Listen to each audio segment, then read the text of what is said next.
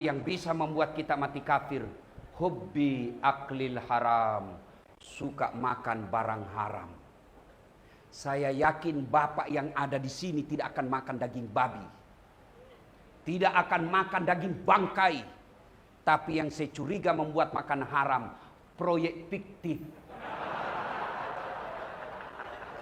Gaspol memang yang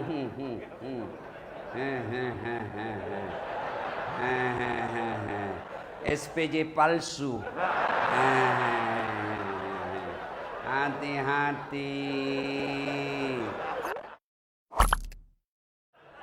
Ibu bapak, saudara-saudara sekalian, teristimewa Sahibul Bait yang mengundang kita di tempat ini, Bapak Haji Hermanderu beserta keluarga yang insya Allah dimuliakan dan dirahmati oleh Allah Subhanahu wa Ta'ala. Beberapa poin yang ingin saya sampaikan. Satu, setiap Jumat, hampir setiap kita sholat Jumat mendengarkan khutbah. Yang ayat khutbah dibacakan ini, ya ayyuhalladzina amanu taqullaha haqqa tuqatih wa la tamutunna illa wa antum muslimun. Ayat ini Jumat kita dengar. Kalau di kantor gubernur ada pengumuman dari Pak Gubernur, harus diulang-ulang tiap Jumat, pasti pengumuman itu penting. Kalau pengumuman itu sekedarnya saja, sekali cukup. Tapi kalau harus diulang tiap pekan, pasti pengumuman itu penting. Ayat ini juga diulang-ulang tiap Jumat, berarti ayat ini penting. Dan rasanya ayat ini susah diterima akal. Ya ayyuhalladzina amanu taqullaha haqqa tuqatih. Wahai orang-orang yang beriman, bertakwalah kalian kepada Allah dengan sebenar-benarnya takwa. Bukan takwa pencitraan, bukan takwa politik, bukan takwa pilkada, bukan takwa pilcaleg. Kan? Itu anggota DPR kan kalau mau dipilih, Masya Allah penampilannya kalah-kalah Ustadz. Pakai sorban, pakai gamis, keluar masuk masjid. Biar tidak diundang, datang juga. Iya toh? Begitu terpilih, tidak muncul lagi. Banyak begitu di Sumatera Selatan. Banyak. Kau salah, kenapa kau pilih? Maka Allah katakan, jangan Islam seperti itu. Jangan bertakwa seperti itu, karena kau pasti celaka. Ayat lanjutnya, dan janganlah kamu mati. Jangan kamu mati. Ini ayat seolah-olah tidak masuk akal. Jangan kamu mati. Berarti mati kau yang ngatur. Wih, jangan kau mati ya. Berarti mati mau-maumu. Padahal mati, mau atau tidak, tiba saatnya pasti mati. Orang kaya, mati. Orang miskin, mati. Raja-raja, mati. Rakyat biasa, mati. Gubernur, mati. Kau yang bilang. Yang dulu, belum 2 periode. Ya kan? Semua mati. Mati bukan soal tua. Kalau soal tua, almarhumah mestinya masih hidup saat ini. Bukan soal sakit. Kalau soal sakit, mestinya tidak ada orang sehat yang wafat. Tapi buktinya, anak kecil mati, orang tua mati, orang sehat mati, orang sakit mati, tentara mati, polisi mati, artis mati, ustadz. Belakang sedikit. Kalau ustadz duluan siapa yang ceramah? Semua mati. Berarti kalau begitu, yang jadi masalah bukan matimu. Mau atau tidak pasti mati. Yang jadi masalah bukan mati. Yang jadi masalah bagaimana kau mati. Itu yang jadi masalah. Bagaimana kondisimu mati? Maka Allah katakan illa wa antum muslimun, kecuali matimu dalam keadaan beragama Islam. Berarti ada orang Islam, ngaku Islam, KTP-nya Islam, tapi matinya tidak beragama Islam. Insya Allah Bapak Ibu tidak akan mati dalam keadaan judi. Insya Allah Bapak Ibu tidak akan mati dalam keadaan berzina. Makan obat kuat, di hotel kena serangan jantung, overdosis, spread. Insya Allah tidak mati seperti itu. Tapi yang bisa membuat kita mati kafir, Hubbi aklil haram, suka makan barang haram. Saya yakin Bapak yang ada di sini tidak akan makan daging babi. Tidak akan makan daging bangkai. Tapi yang saya curiga membuat makan haram, proyek fiktif. Gaspol memang. Yang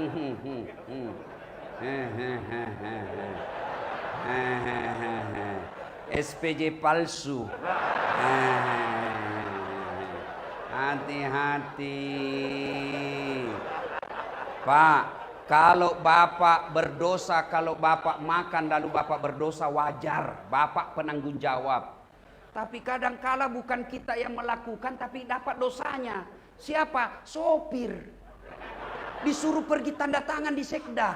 Kau pergi tanda tangan, padahal sekda tahu ini barang salah.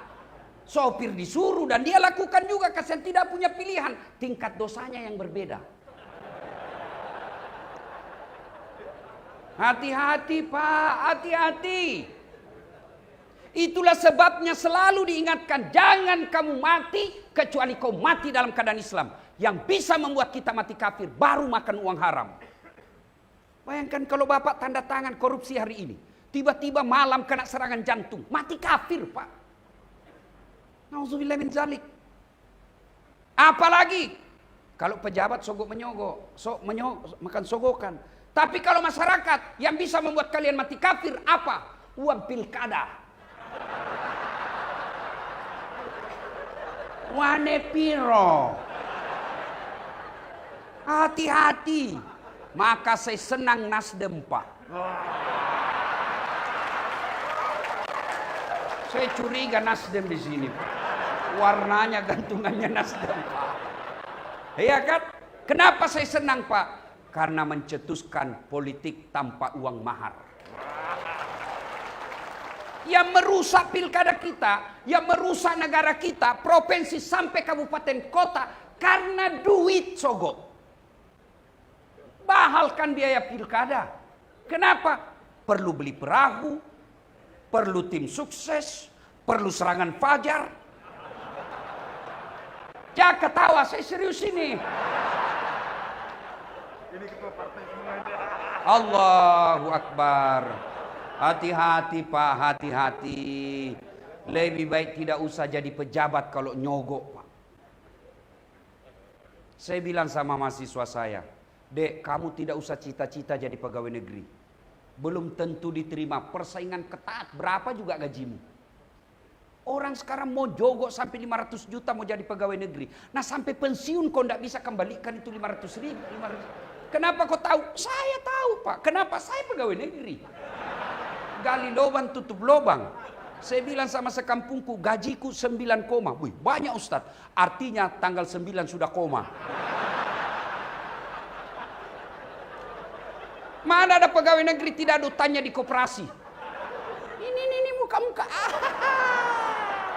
Sudah ada semua itu sertifikat di koperasi. Ngapain? Maka adik-adik sekalian saya bilang, kau tidak usah jadi pegawai nyogok. Lebih baik kau pulang kampung jadi pedagang. Lebih baik kau pulang kampung jadi petani yang sukses. Tapi saya sarjana. Sarjanamu kau gunakan untuk mengelola ekonomi. Sarjanamu kau gunakan untuk mendidik keluargamu. Kuliah, sarjana bukan berarti kamu harus jadi pegawai negeri. Kalau mau kau perbaiki negaramu, tidak usah kau demo di pinggir jalan. Kau udah berhadapan dengan asap. Kau berhadapan sama water cannonnya polisi. Tapi gimana kalau mau perbaiki negaramu? Kau pulang kampung. Kau jadi anggota DPR. Tidak mesti sogok, tidak. Masa kalau di kampung saya Pak, 1.500 suara kau dapat, kau sudah duduk di anggota DPR kabupaten. Masa 5 tahun kau tidak bisa dapat 1.500 suara? Apa kek kau lakukan di situ supaya kau dikenal? Ada orang meninggal, kau datang galikan kuburnya, kau berceburlah kau di situ. Ya kan? Ada orang pengantin, naiklah kau di situ, wajoget apa semua salawatan, supaya orang kenal kamu. Masa kau tidak bisa dapat suara? Sudah itu, kau jadi anggota DPR. Di DPR kau punya suara. Sudah jadi anggota DPR periode pertama, bodoh kau kalau kau tidak bisa 2 periode. Kau sudah punya fasilitas. Sedangkan kau tidak punya fasilitas, tidak punya uang reses kau bisa menang. Masa sudah punya uang reses kau tidak bisa menang? Kan jadi masalah uang resesmu salah jalan. Kapan lagi kita nasihati ini? Iya kan? Maka saudara-saudara yang bisa membuat kita Bapak Ibu matinya dalam kekafiran karena kita hobi makan uang haram. Tidak usah cemas soal isi perut Pak. Allah sudah jamin rezeki kita. Pelajaran berharga kita lihat ini 1 bulan. Kalau uang haram kau kelola, uang haram kau produksi, maka anak istrimu pasti keras kepala. Mana ada orang Indonesia mati kelaparan? Pak Gubernur, enggak ada kan warga Sumatera Selatan mati kelaparan? Enggak ada Pak. Berarti rezeki itu Allah yang ngatur. Lalu kenapa kalian miskin? Karena kalian hidup melebihi rezeki yang Allah berikan. Gaya hidup. Kalau pegawai negeri gajimu 5 juta, jangan kau gaya hidup 7 juta, pasti kurang. Ambil lagi kredit. Gajimu 7 juta, gaya hidup 5 juta, aman dunia. Kalau kamu cuma kepala dinas, yang nyata gaji, ngapain kau pakai HP yang 3 kameranya, istrimu aja cuma 1. 3 kameranya, mau apa 3 kamera? Ayo, memangnya kita seleb? Memangnya kita ini konten kreator? Beli handphone mahal-mahal, belum setahun ganti lagi. Dari mana dapat? Pasti karena kau menang tapi ini 20%. Akhirnya Bapak pensiun, begitu pensiun mulai datang penyakit.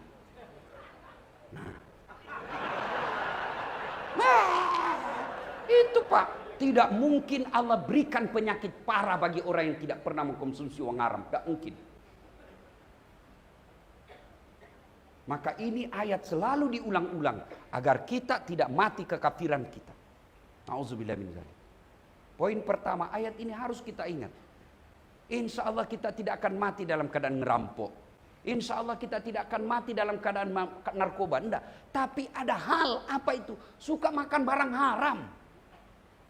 Barang haram itu ada yang haram zatnya, itulah narkoba dan sejenisnya, khamar dan sejenisnya. Juga ada yang haram gara-gara cara memperolehnya.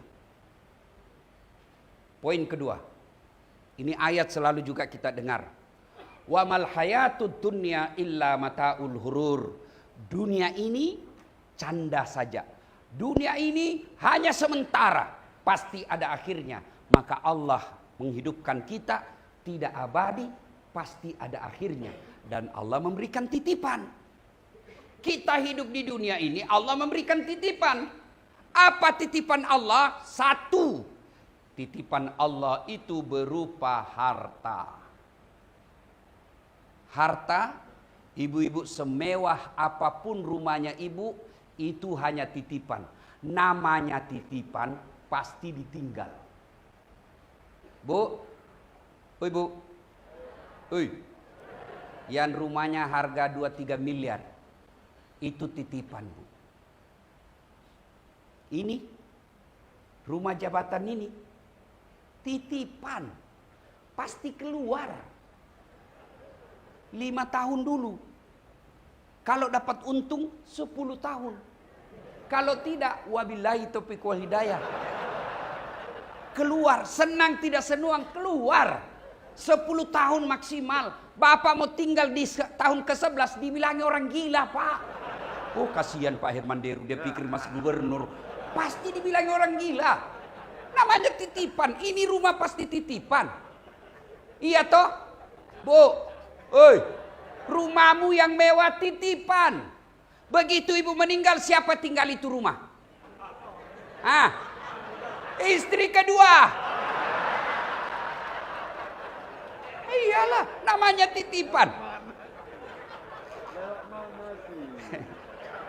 Pelan-pelan.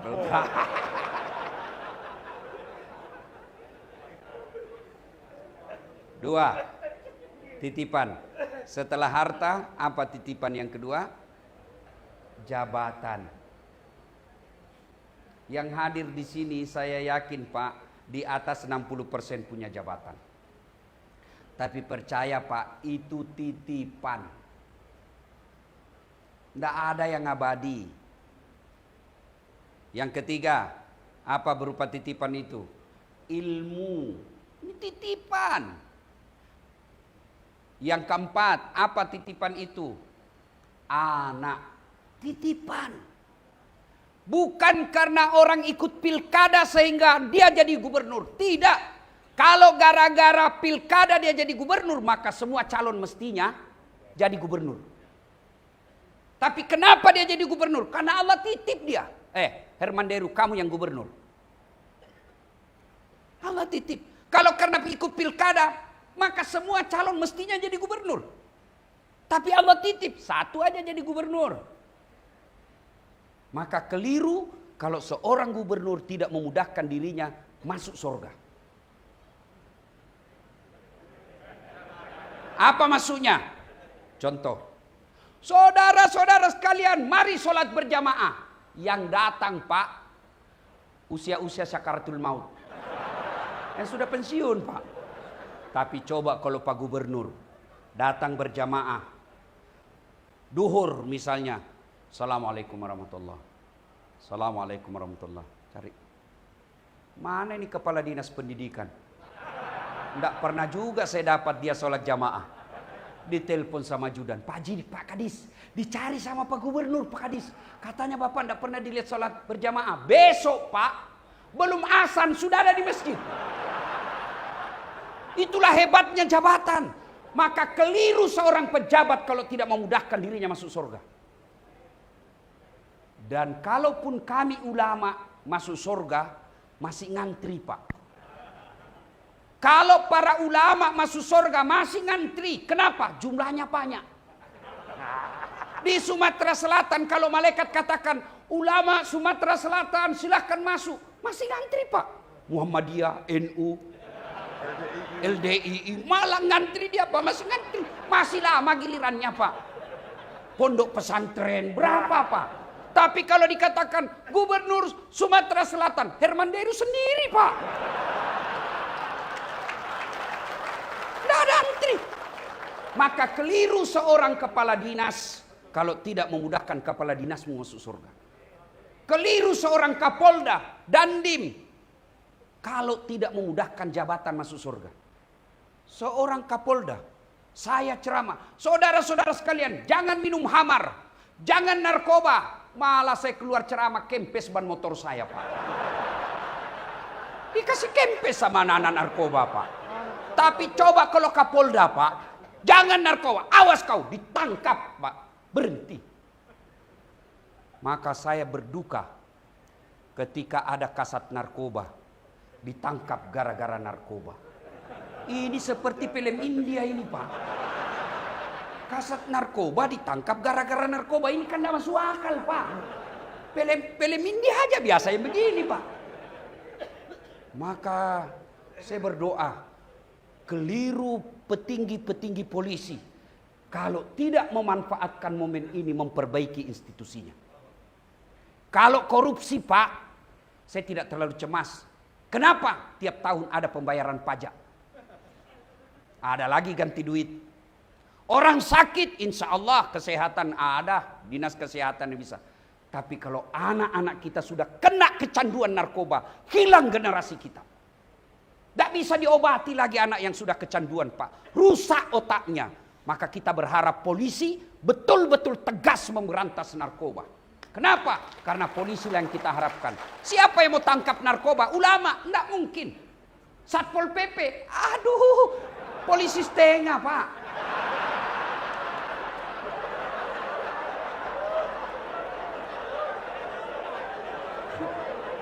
Maka yang kita harap polisi, karena mereka lah penegak hukum. Saudaraku yang bekerja, mencari nafkah, menghalalkan segala cara lalu jual narkoba. Berhentilah kalian jual narkoba di negerimu. Kalau kau tidak mau berhenti, suatu saat akan narkoba masuk dalam rumahmu. Anak dan istrimu jadi korban. Bagi saudaraku masyarakat umum, jangan masa bodoh. Lawan narkoba bareng-bareng, paling tidak laporkan. Karena narkoba kalau menimpa anak kita, kecanduan namanya, hilang generasi kita. Ilmu titipan, anak titipan, harta titipan, jabatan titipan, banyak jenis titipan, tapi waktu terbatas. Sekarang itu titipan. Namanya titipan, bagaimana menyikapinya? Karena hidup ini titipan. Bagaimana menyikapinya? Maka satu, jangan titipan itu membuatmu sombong. Jangan gara-gara jabatan sombong. Kepala dinas mau sombong, pret. Kamu jadi kepala dinas karena disuka sama Pak Gubernur. Biar Pak Gubernur senang sama kamu. Kalau istri beliau tidak senang, tidak jalan kamu.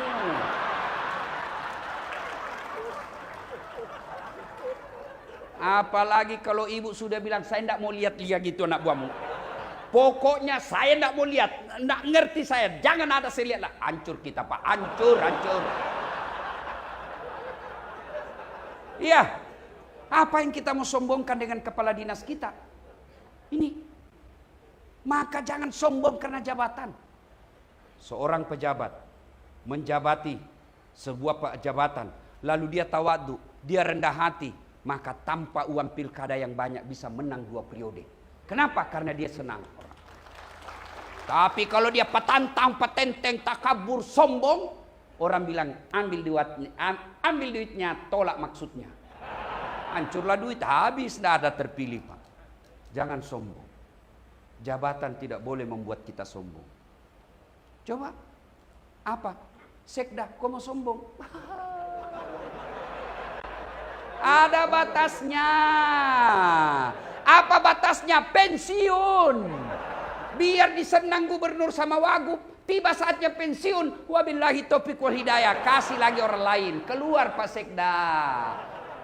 Apa yang kita mau sombongkan? Maka jabatan jangan membuat kita sombong. Tapi buatlah jabatan itu amar ma'ruf nahi mungkar. 2. Harta. Aduh, jangan sombong gara-gara harta. Apa yang kita mau sombongkan dengan harta? Ada orang cari harta, menghalalkan segala cara. Berapa yang kita makan? Bikin rumah sampai besar-besar. Berapa tempat kita tempati tidur? Bahkan anehnya rumah harga miliaran, tidak bisa tidur dalam rumahnya. Rumah miliaran, mobil harga miliaran. Siapa nikmati? Sopirnya. Tidak pernah dia nikmati. Baru di dalam 5 menit sudah stres. Hati-hati. Rem.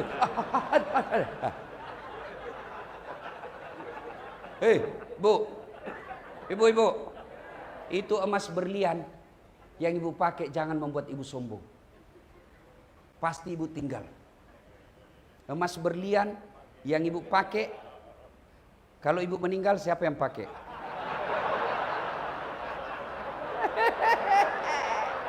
Siapa yang pakai? Istri kedua. Pak Gubernur, dia dengar cerita saya ini, istri saya. Dia lihat di YouTube. Oh, dia bilang, jadi Ustadz, nanti kalau saya lebih duluan mati, Ustadz mau kawin lagi. Saya bilang, sini kau sayang. Saya peluk-peluk baru saya jelaskan, sayangku dengar baik-baik ya. Jangankan kau meninggal, kau masih hidup saja. Saya selalu berpikir kawin lagi. Apalagi kalau kau sudah mati. Ini.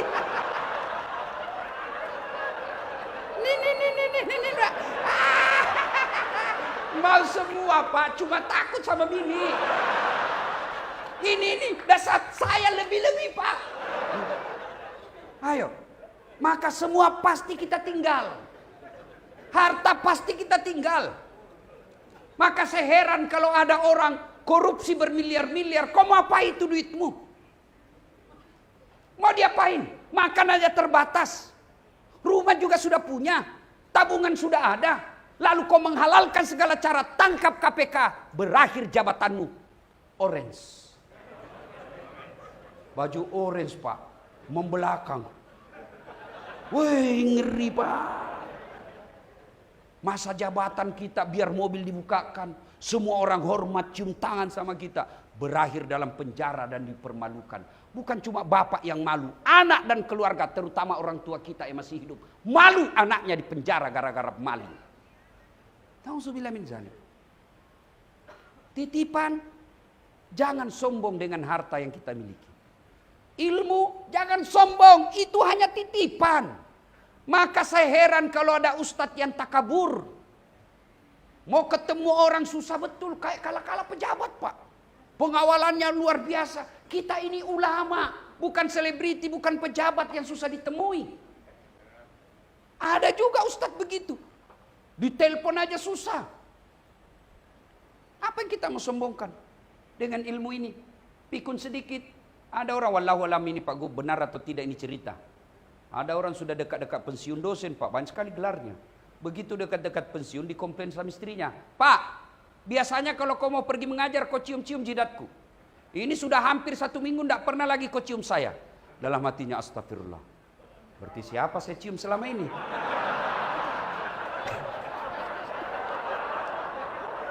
Ternyata pembantunya dicium.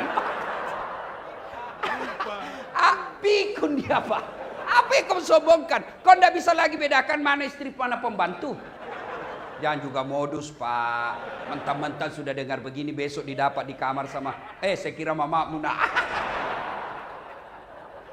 Apa yang kita mau sombongkan dengan ilmu? Maka ilmu, ulama yang baik mengajak kepada kebaikan, mengajak amar ma'ruf nahi mungkar tanpa mengeluarkan kalimat-kalimat kebencian, tanpa mengeluarkan kalimat-kalimat makian, itulah ulama. Apa yang kita mau sombongkan? Misal Dasat Latif yang penontonnya sekarang ini sudah lebih 240 juta. Apa yang saya mau sombongkan? Saya hebat tidak, saya cerdas tidak, saya bisa begini karena ada penonton saya. Bayangkan kalau saya ceramah di sini 2 jam berapi-api, menggelegar, tapi tidak ada yang nonton. Lewat Pak Wagub, sudah lama sakit itu Ustaz. Iya kan? Maka apa yang maka titipan yang Allah berikan kalian, jangan membuat kalian sombong dengan titipan itu. Anggota DPR, titipan. Saya mau tanya, tolong jawab. Mana lebih tinggi jabatannya, wakil gubernur dengan gubernur? Tentu gubernur, baru wakil, namanya wakil Pak. Mana lebih tinggi Kapolda dengan Wakapolda? Tentu Kapolda. Mana lebih tinggi bupati dengan wakil bupati? Tentu bupati. Mana lebih tinggi presiden dengan wakil presiden? Aneh, namanya wakil Pak. Wakil. Namanya wakil. Ini anggota DPR. Jangan kau sombong, kamu cuma wakil.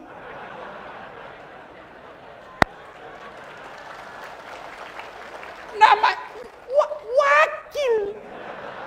Mau petantang pret. Wakil. Itulah hebatnya almarhumah. Merasa diri wakil sehingga disenangi orang.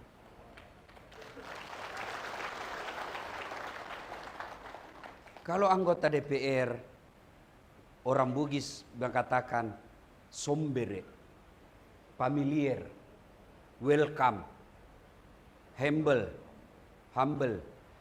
Insya Allah orang senang. Tapi kalau anggota DPR mau sombong, waduh, hati-hati. Apa yang mau disombongkan? Bapak Ibu tahu enggak namanya Fir'aun? Fir'aun itu Pak, Allah laknat dia, diharamkan bahkan masuk surga. Bayangkan, haram Fir'aun masuk surga, dilaknat Allah, gara-gara apa? Sombong. Itu Fir'aun. Jin, setan diusir keluar dari surga karena dia sombong. Fir'aun dilaknat Allah. Bukan cuma haram masuk surga, tidak ada orang senang itu Fir'aun. Padahal ada namanya dalam Quran. Mana buktinya tidak ada yang senang Fir'aun? Tidak ada satupun orang Sumatera Selatan mau kasih nama anaknya Fir'aun. Begitu jeleknya itu sombong. Ada 3 teman setan. Kata Allah dalam hadits qudsi. 3 teman setan. Satu diantaranya ganiyun mutakabbir. Orang kaya yang sombong. Kaya apa saja sombong temannya setan. Kaya jabatan sombong temannya setan. Kaya harta sombong temannya setan. Kaya pangkat sombong temannya setan. Kaya ilmu sombong temannya setan. Tapi orang masih maklum, Pak. Yalah, wajarlah dia sombong gubernur. Ya wajarlah dia sombong wakil gubernur. Wajarlah dia sombong kaya. Wajar dia sombong cakep. Wajar dia sombong banyak jabatan, banyak hartanya. Wajar. Tapi orang sombong seperti itu temannya setan. Tapi orang masih maklum. Tapi kalau sudah miskin, pengangguran, tidak terkenal, jelek mukanya, bau mulutnya, sombong lagi. Kau bukan temannya setan, kau sudah jadi setan cilaka.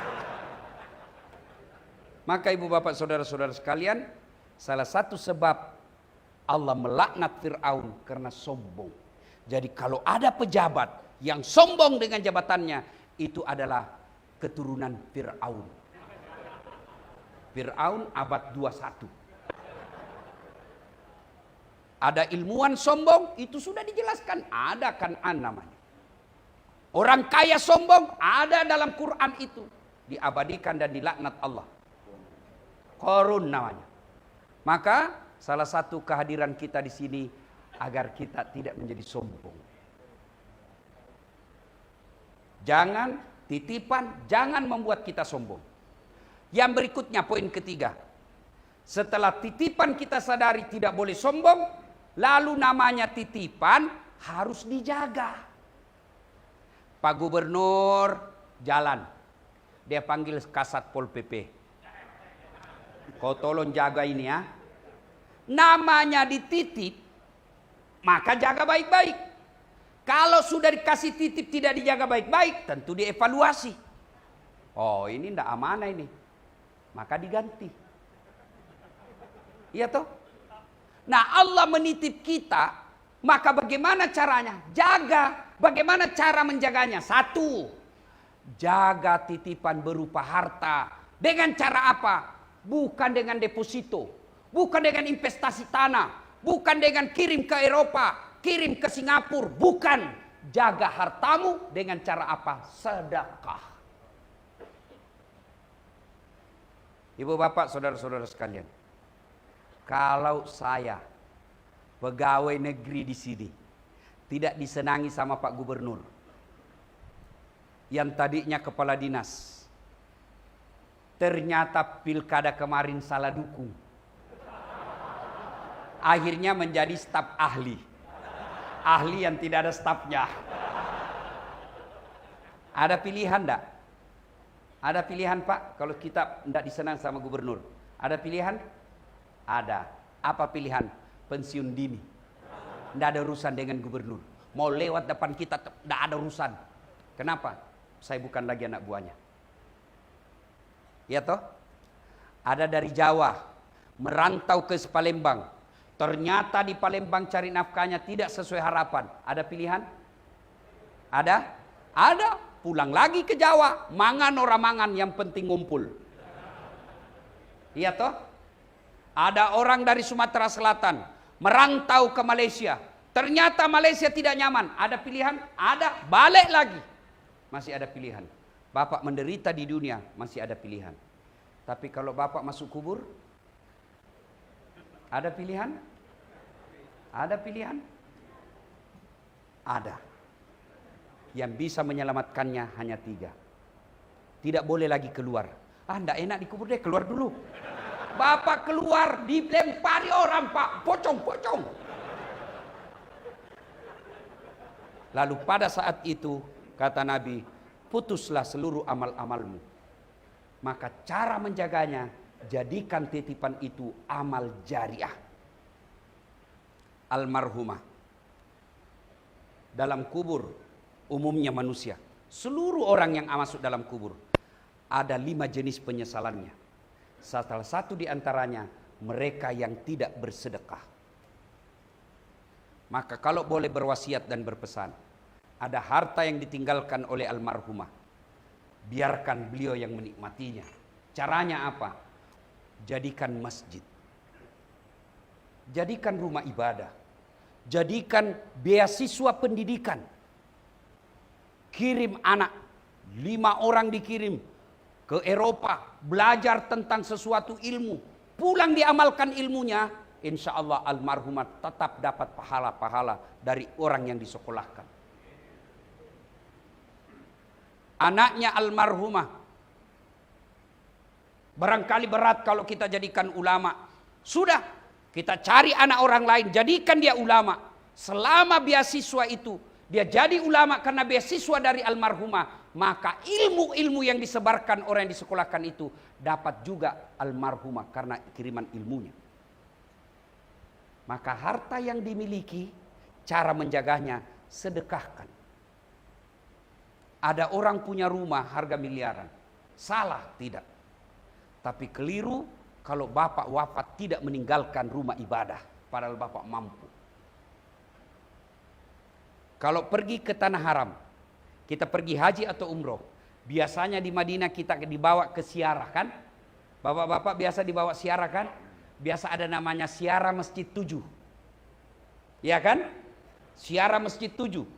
Kenapa ada Masjid 7 itu? Karena Nabi dan para sahabat, terutama sahabat-sahabat pilihan, menunjukkan eksistensi bahwa dia pernah hadir di dunia dengan cara apa? Dia bikin momentum, tanda, apa tandanya? Masjid. Kalau Yunani dan Romawi, mereka menunjukkan bahwa dia pernah berjaya di dunia, dibikinkan patung. Orang Islam tidak, dibikinkan masjid. Maka di Masjid 7 itu ada Masjid Abu Bakar, Masjid Utsman, Masjid Aisyah, Masjid Abu Bakar Siddiq. Silakan bapak yang ada rezeki, jaga rezeki itu dengan cara apa?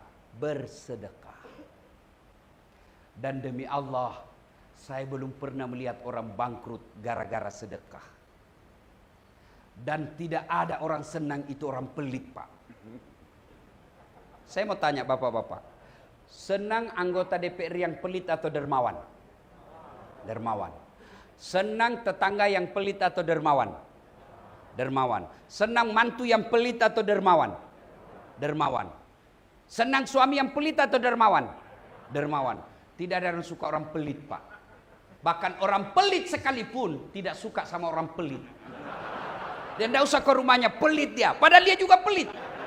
Begitu jeleknya itu pelit. Sebaliknya, tidak ada orang yang tidak senang orang dermawan. Bahkan orang yang dermawan, Pak, sudah wafat sekalipun orang masih mengenangnya. Dan saya yakin almarhumah yang kita taksiah malam ini salah satu sebab sehingga kuburnya sampai detik ini selalu dikunjungi orang karena beliau dermawan. Pak, kalau bapak tidak bisa berderma dengan duit, berdermalah dengan akhlak. Kalau bapak belum bisa bersedekah kepada istri dengan berlian, sedekahlah dengan cara apa? Jangan kasar kepada istrimu. Kalau Nabi sedekahnya setiap pagi, setiap beliau mau keluar, beliau bersedekah ke istrinya dengan cara apa? Dia cium jidatnya. Maka mulai besok bapak amalkan deh. Bu, ibu, besok ingatkan suami. Begitu mau kantor, Pak, sedekah. Nah, sini kau saya sedekahi kau. Salatullah mullah ala toha rasulillah. Salatullah salamullah ala yasin habibillah. Oke.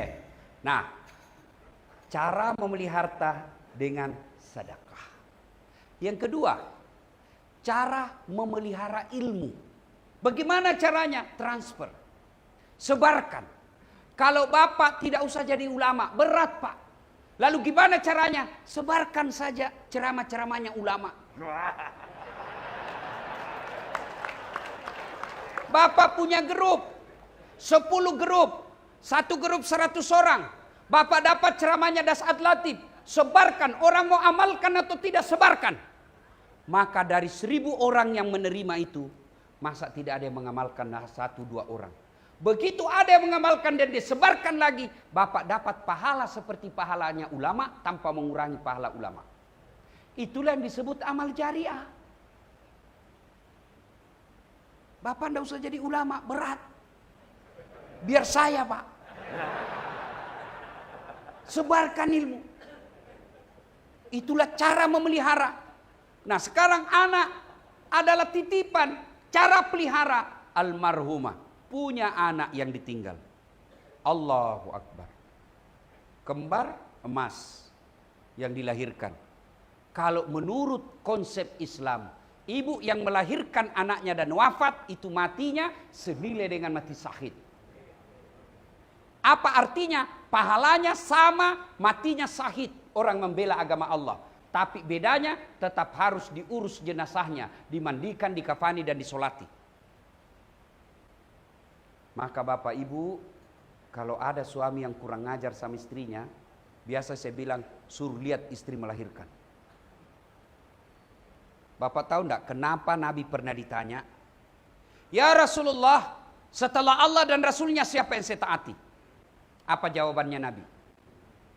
Ibumu. Setelah itu siapa ya Rasul? Ibumu. Setelah itu siapa? Ibumu. Setelah itu siapa? Bapakmu. Ibu, bapak. Berarti 3 ibu, 1 bapak. Salah paham lagi ini bapak ini, salah paham. 3 ibu, 1 bapak, bukan 3 istri.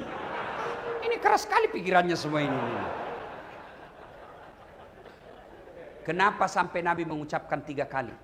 Kenapa tidak 2? Kenapa tidak 4? Karena ternyata menurut ahli hadis dipelajari ada 3 penderitaan dan beban hidup seorang perempuan yang tidak bisa dipikul oleh seorang laki-laki. Apa itu? 1, hamil. Ibu-ibu masih ingat waktu hamil? Masih? Masih bu? Enak enggak? Wah, menderita. Jalan aja setengah mati. Oh, mau duduk tuh pakai standar samping. Oh. Iya tuh bu. Iya. Bu. Waktu hamil, apalagi usia-usia 7 bulan, pernah enggak ibu tengkurap? Ada enggak ibu hamil tidur tengkurap? Gaya pasrah. 9 bulan 3 hari. Bayangkan, mampu dilakukan istri kita bertahan 9 bulan 3 hari tidak pernah tengkurap. Bapak 1 bulan aja ndak tengkurap, Pak, pusing. Itulah hebatnya perempuan. Paling bapak stres ketika ngidam. Ustaz, doakan istri saya. Apa doanya berhenti ngidam? Saya bilang, ngidam apa istrimu? Nanti dia bisa tidur kalau dia lihat saya di atas lemari, Ustaz. Jadi kalau saya dia mau tidur jam 10, setengah 10 saya di atas lemari. Saya bilang, dikerjai kok istrimu itu. Bapak nanti stres ketika ngidam. Perempuan 9 bulan. Yang kedua, ketika melahirkan. Ibu-ibu masih ingat waktu melahirkan? Ada enggak ibu-ibu melahirkan senyum? Mentang-mentang istri gubernur, keluar kok nak? Tidak.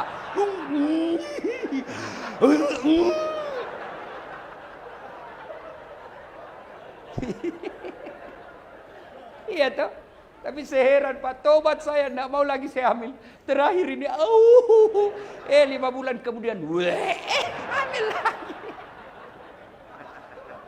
Bapak-bapak, ya, kalau istri melahirkan bapak stres, tapi masih sempat merokok. Waktu istri saya melahirkan, pertama, stres, karena enggak bisa keluar. Saya tanya dokter, bagaimana solusinya? Ini harus divakum. Apa artinya? Disedot. Wih, saya bayangkan kalau disedot berarti otaknya disedot. Bisa beleng-beleng anak saya ini. Ya kan? Namanya otak itu kan kalau goyang prosesornya ibarat komputer kan. Saya biar saya mundur dok. Dia bilang, Pak dokter, bukan mau ceramah ini Ustaz.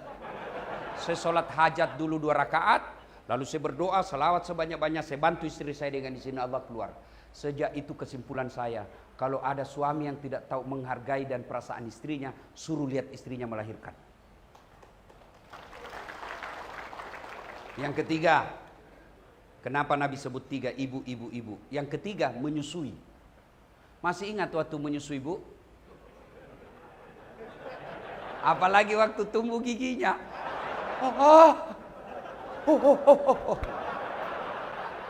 Begitu digigit ibu, hei kok gigit saya? Enggak, dibujuknya. Lepas nak. Aduh. siang anaknya, malam. Masya Allah. Maka ibu bapak saudara-saudara sekalian, ya, almarhumah punya anak 3. Pelihara. Bagaimana cara memeliharanya? Jadikan anak yang soleh dan soleha. Ibu bapak yang saya hormati, saya mau tanya dan tolong dijawab.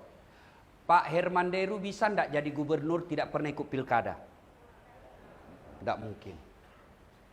Suaminya almarhumah bisa enggak jadi dokter tidak pernah kuliah di fakultas kedokteran? Tidak mungkin. Pak Kapolda bisa enggak jadi polisi tidak pernah daftar polisi? Tidak. Pak tentara bisa enggak jadi tentara tidak pernah ikut mendaftar pendidikan tentara? Tidak mungkin. Anggota DPR bisa enggak anggota DPR tidak pernah ikut caleg? Tidak mungkin. Tapi bisa enggak anak kita jadi soleh dan soleha tanpa ikut fakultas kedokteran? Bisa. Bisa enggak anak kita jadi soleh dan soleha tidak ikut pilkada? Bisa. Berarti sesungguhnya Bapak Ibu Saudara sekalian, menjadikan anak kita soleh dan soleha lebih murah daripada menjadikan anak kita jadi tentara, polisi, bupati dan sejenisnya. Anak kita disekolahkan ke luar negeri salah? Tidak. Tapi keliru dan tidak ada gunanya. Anak kita ke luar negeri tapi tidak pernah ikut pengajian. Bapak Ibu, mau tahu masa depan kita dikubur? Mau? Lihat anak kita sekarang. Lihat anak kita sekarang. Kalau kita intip malam Jumat di kamarnya masa baca Yasin, ibu tenang deh. Subuh-subuh bunyi gerendel pagar kita intip. Masya Allah, anak bungsunya ibu ke masjid salat jamaah. Dia ajak adiknya. Kakaknya ikut. Harapan sudah itu Pak. Tidak sia-sia kita cari nafkah. Tapi diintip main game. Di meja masih main game. Tidak pernah hadir pengajian. Hati-hati Pak. Bu, kalau kita meninggal siapa yang doakan ibu? Suami. Jangan harap.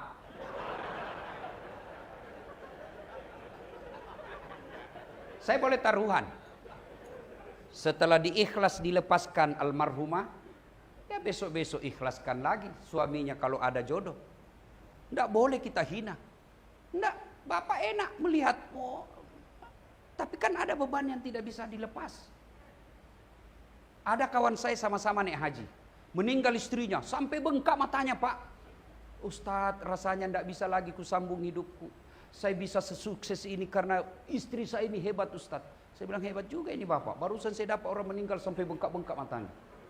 Aduh, belum 1 tahun. Saya pergi jogging Karibosi, Makassar. Saya lihat dia ada perempuan di sampingnya. Muda, panjang rambutnya, tidak pakai jilbab. Saya ke single, siapa itu aja? Dia bilang, yang baru Ustadz. Siapa yang doakan kita? Anak. Ini teman kita. Yang kita sibuk berWhatsApp. Lihat aja deh di grup WhatsApp. Begitu ada meninggal. Jangankan ngetik doa Pak. Ngetik doa malas. Dia cuma kirim stiker. Innalillahi wa inna ilaihi raji'un. Al-Fatihah. Dia tidak baca itu Pak. Dia cuma tulis Al-Fatihah. Maka siapa yang doakan kita? Anak. Tidak salah anakmu pintar bahasa Inggris, tapi tidak ada gunanya kalau dia tidak tahu ngaji. Kita terlalu bangga kalau anak kita pintar bahasa Inggris. Itu apa? Hebat Ustadz. Apa hebatnya pintar bahasa Inggris? Banyak yang begitu. Masa banyak? Ya Bapak ke Inggris, coba lihat anak-anak di sana. Bahasa Inggris semua Pak. Apa yang hebat? Memangnya kalau anak pintar bahasa Inggris, dia berdoa pakai bahasa Inggris. Oh my God, please help me my mother. Nah. Maka saudara Bapak Ibu sekalian, jadikan anak kita soleh dan soleh. Gimana caranya? Kasih nama yang baik. Nama itu doa. Itu kewajiban orang tua, itu kata Nabi. Lahir anakmu kasih nama yang baik. 2, kasih makanan yang halal. 3, didik dia. Tapi sayang, kita kadangkala lebih mengkhawatirkan isi perut anak kita daripada isi imannya. Dan yang keempat, jangan lupa selalu doakan anak almarhumah. Jadikan kebiasaannya Pak Dokter, kalau Pak Dokter usap kepalanya doakan, Allahumma rabbi habli minas solihin. Ya Allah, berikan hamba anak yang soleh. Bisik telinganya ketika dibangunkan. Allahumma rabbi habli minas solihin. Ya Allah, berikan saya anak yang soleh. Doakan terus. Peluk dia. Peluk dekap dia ketika mau dia sekolah. Bisik lagi. Allahumma rabbi habli minas solihin. Disuapin. Allahumma rabbi habli minas solihin. Doa. Ada kemenakan saya. Sudah mau masuk maghrib masih main futsal. Oh ya sudah. Pergi berjamaah di masjid sama. Sedikit lagi om, tungguilah dia. Sekalinya azan maghrib masih main bola. Terpaksa Ustadz Dasat masuk lapangan. Saya bisik telinganya pak. Allahumma rabbi habli minas solihin. Langsung menangis. Heran semua orang lihat saya, jagonya pak Ustadz. Dia bisik saja kemenakannya dan menangis. Dia tidak tahu telinganya saya bisik, tanganku dibawa menjepit.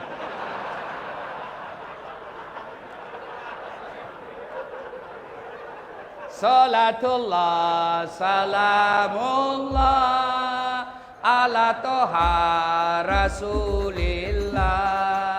Salatullah salamullah ala yasin habibillah. Ayat keempat. Ini semua kita hafal. Kullu nafsin sa'ikatil maut. Semua yang hidup pasti akan mati. Al mautu babun. Mati adalah pintu yang setiap kita pasti melewati. Kematian semua pasti kita lewati. Maka yang penting bukan saja matinya, tapi sudah siapkah kita menghadapi kematian itu. Dan apa bekal sebaik-baik bekal menghadapi kematian? Adalah amal jariah. Insya Allah Bapak Ibu sekalian, almarhumah ini Allah tempatkan di alam kuburnya menjadi taman-taman surga. Ibu bapak yang saya muliakan, banyak yang ingin kita sampaikan, tapi waktu jualah yang membatasi kita. Insya Allah lain waktu dan kesempatan kita akan lanjutkan. Terakhir sekali, kita yakin semua Islam yakin sahadat, dia yakini sampai mati kata Nabi pasti dia masuk surga. Kita yang penting sudah yakin 2 kalimat sahadat pasti masuk surga. Cuma kalau dilanjutkan pertanyaannya, kapan masuk surganya? Ini yang jadi masalah. Sebelum masuk surga, transit dulu di neraka namanya. Dicuci dulu, dibersihkan. Bagaimana cara proses pembersihannya? Tergantung dosa-dosanya. Sama pakaian saya yang saya pakai ceramah, paling rendah deterjen, pucat sedikit sudah bersih. Tapi pakaian saya penuh noda yang saya pakai pergi ke kebun, ke sawah, tidak cukup hanya direndam. Tapi ada model mencuci zaman dulu namanya di Kalantang. Direndam air panas di malam hari, kemudian pagi hari disikat, dilipat, dibanting, diinjak, dilipat lagi, digosok lagi, disikat, dijemur 1 hari, malamnya diembunkan, besok baru dicuci ulang, baru bersih. Kalau bapak punya dosa sedikit saja, deterjen sedikit, tak, masuk surga. Tapi kalau bapak banyak dosanya, dikelantang pak. Dilipat, dibanting, didatak. Masuk juga surga pak, tapi prosesnya lama pertanyaannya. Terutama kita yang punya jabatan dan harta. Lama pertanyaannya pak. Kalau orang miskin apa yang mau ditanyakan? Gaji 3 juta per bulan. Apa? Pembantu.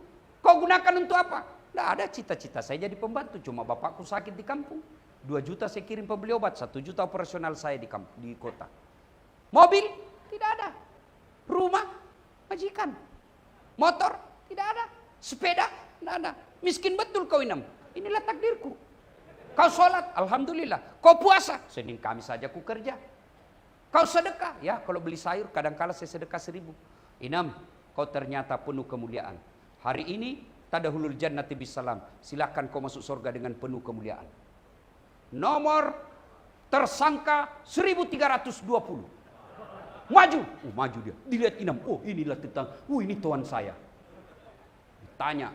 Nama? Titik. Pekerjaan. Itu mobilmu dari mana? Kalau dilihat gaji dan honor tidak bisa beli mobil. Anu tuan. Anu apa? Ditinju mukanya apa? Bawa belur. Mau lari ditarik lagi. Itu behelnya istrimu dari mana? Jam tanganmu dari mana? Masuk juga surga pak, tapi sudah bawa belur. Masuk dia sudah kempur dia pak. Ketemu sama pembantunya, Tuhan, kenapa itu muka banyak tanya di situ. Kok baru muncul Tuhan? Saya sudah 4 tahun, saya baru saya terlambat. Kenapa bisa terlambat? Saya kira ada mobil lewat. Gara-gara itu mobil, banyak sekali pertanyaannya. Hati-hati. Maka Allah tidak memberikan kita jalan buntu. Allah katakan, wala tai'asu mir rauhillah. Jangan kau putus asa. Jangan putus asa. Allah masih kasih kesempatan. Allah jelaskan, innallaha yuhibbut tawwabina. Saya cinta kepada hambaku yang bertobat. Bagi bapak-bapak, kita semua pasti punya dosa. Bukan dosa masalah kita. Masalah kita mau tidak bertobat sebelum ajal menjemput. Cara bertobatnya, perbanyak istighfar. Astaghfirullahaladzim wa atubu ilaihi la ilaha illa anta subhanaka inni kuntu minadz zalimin. Yang kedua, perbanyak membaca setiap selesai sholat 5 waktu. Subhanallah, alhamdulillah, Allahu akbar. Itu kalau dibaca kata Nabi setiap selesai 5 waktu menggugurkan dosa-dosa. Dengan catatan bacanya yang pasti, jangan seperti makan pisang goreng panas. Ada orang baca itu sikir Pak terlalu cepat. Apa artinya itu? Kayak makan empek-empek Palembang yang panas Pak. Ya, subhanallah, subhanallah, subhanallah. Tapi kalau dosa berkaitan dengan barang kantor, gorden, rumah dinas hilang gordennya, hilang piring, sendok, AC. Kalau bertobat tidak cukup hanya istighfar, tapi barang tersebut harus dikembalikan. Jadi bapak-bapak yang pernah ngambil barang-barang inventaris kantor gubernur Sumatera Selatan, kasih kembali besok. Kalau tidak dikembalikan, bapak wafat, maka di akhirat kelak di padang mahsyar seluruh barang yang kita ambil itu disuruh pikul. Sambil menunggu giliran untuk dipanggil diadili, lewatlah Satpol PP. Oh, ternyata bapak yang ambil. Semoga ada manfaat, lebih dan kurangnya mohon dimaafkan. Usikum wa nafsi bi taqwallah. Assalamualaikum warahmatullahi wabarakatuh.